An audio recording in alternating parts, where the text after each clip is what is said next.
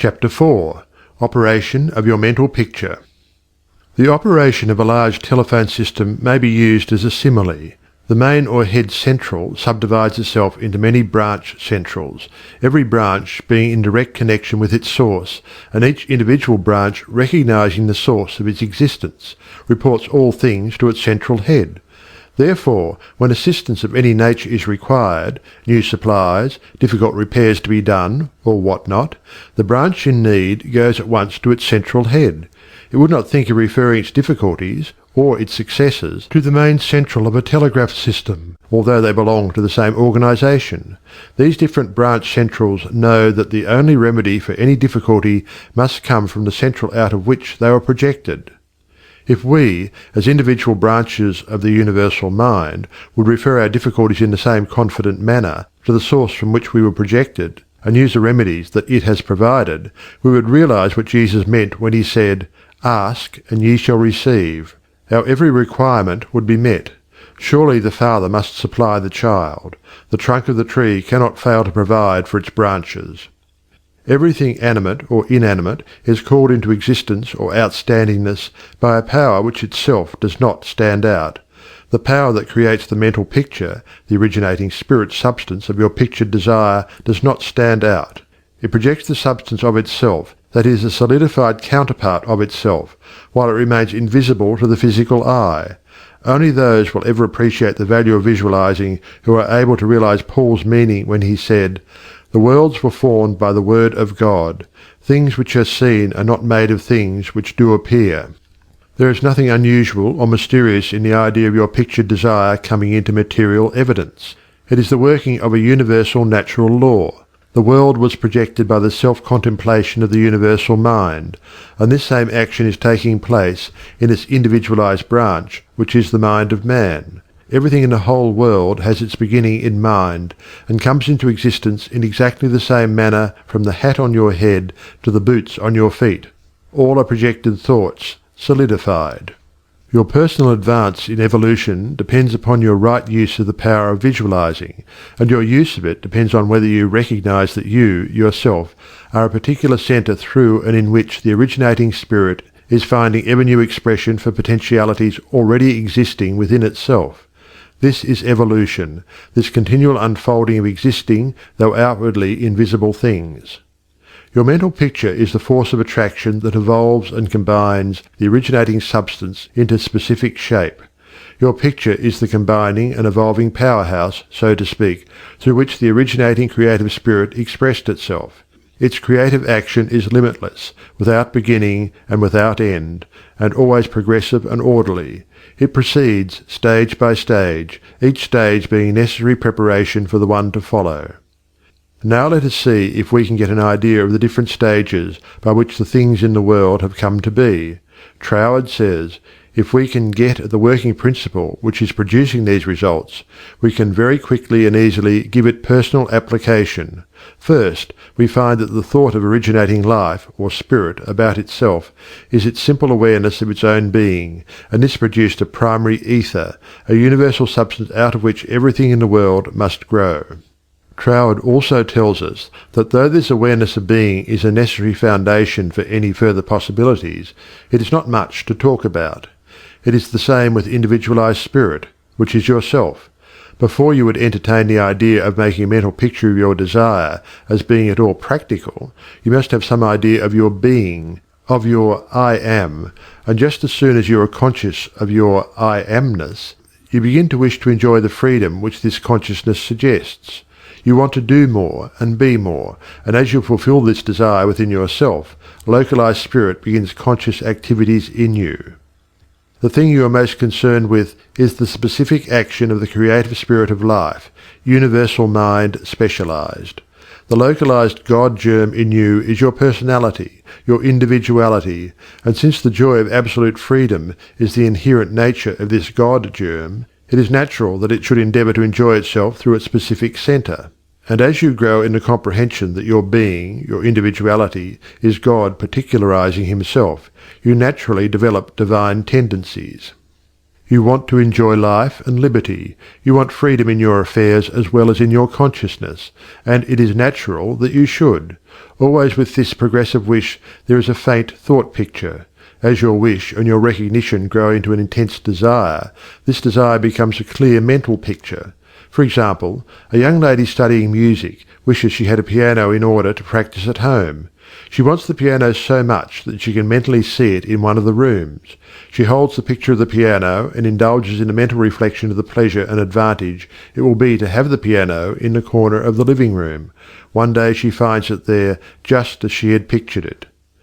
As you grow in understanding as to who you are, where you came from, and what the purpose of your being is, how you are to fulfill the purpose for which you are intended, you will more and more afford a centre through which the creative spirit of life can enjoy itself. And you will realize that there can be but one creative process filling all space, which is the same in its potentiality, whether universal or individual. Furthermore, all that there is, whether on the plane of the visible or invisible, had its origin in the localized action of thought or a mental picture, and this includes yourself, because you are universal spirit localized, and the same creative action is taking place through you. Now you are no doubt asking yourself why there is so much sickness and misery in the world.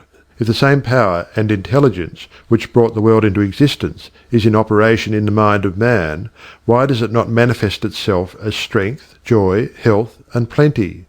If one can have one's desires fulfilled by simply making a mental picture of that desire, holding on to it with the will, and doing without anxiety on the outward plane whatever seems necessary to bring the desire into fulfillment, then there seems no reason for the existence of sickness and poverty.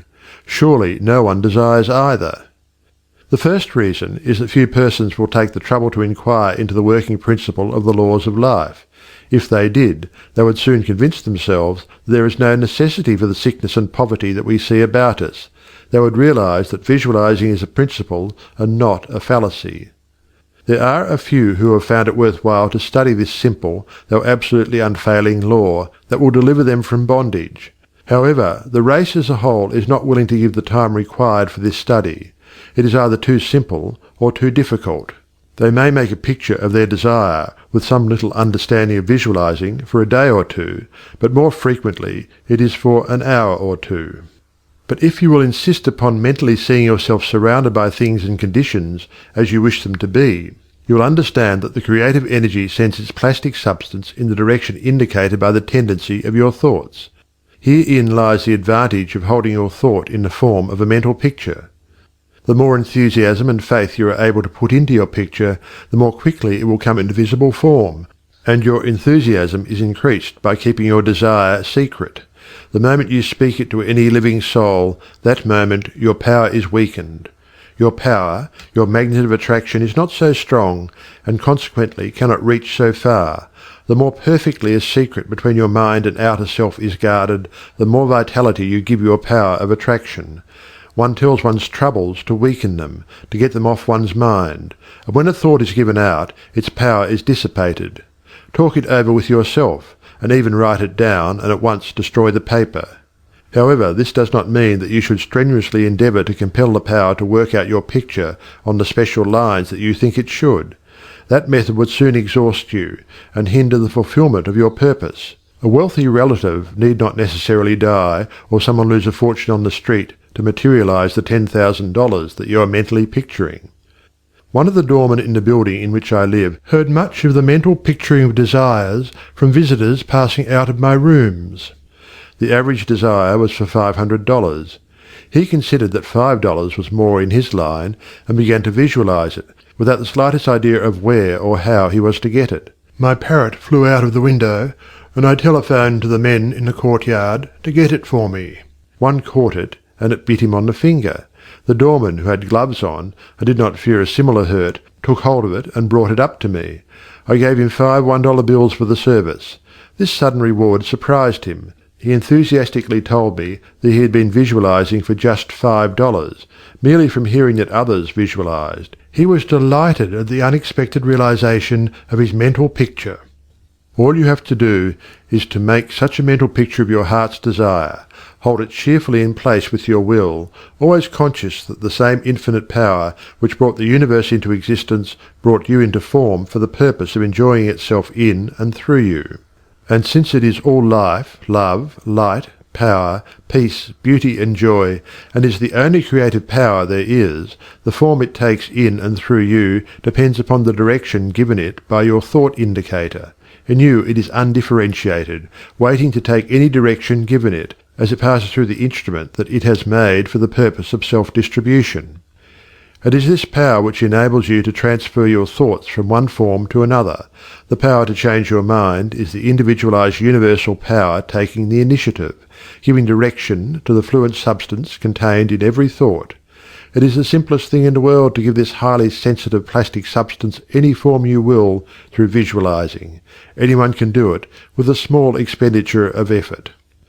Once you really believe that your mind is a centre through which the plastic substance of all there is in your world takes involuntary form, the only reason why your picture does not always materialize is because you have introduced something antagonistic to the fundamental principle.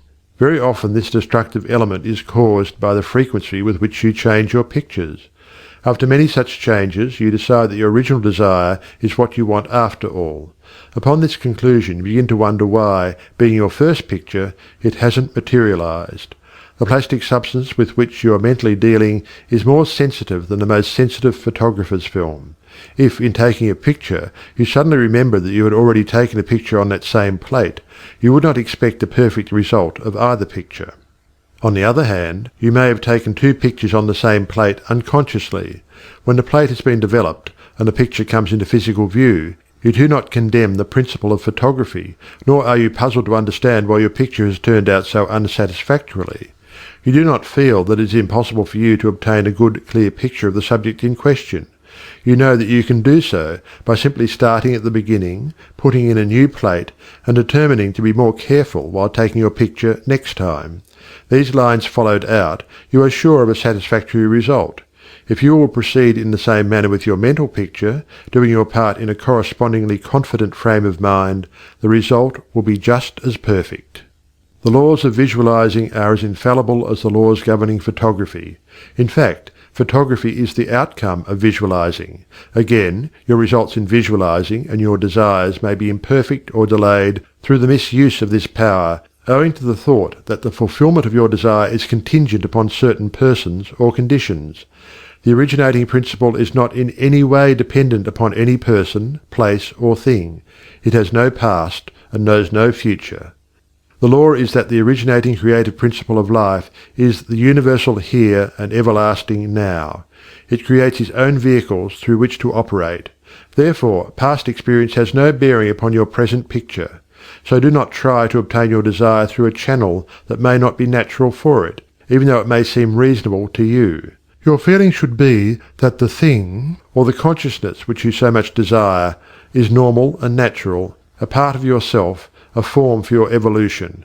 If you can do this, there is no power to prevent your enjoying the fulfillment of the picture you have in hand, or any other. End of chapter 4.